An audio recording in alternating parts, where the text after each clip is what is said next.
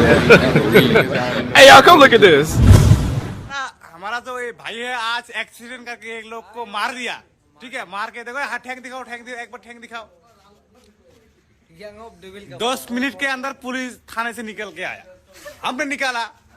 ये पावर है gang of devil का। ठीक है, ये हम अभी पार्टी कर रहे हैं। ठीक है, और अभी तो रुको, क्लाइमैक्स अभी बाकी है।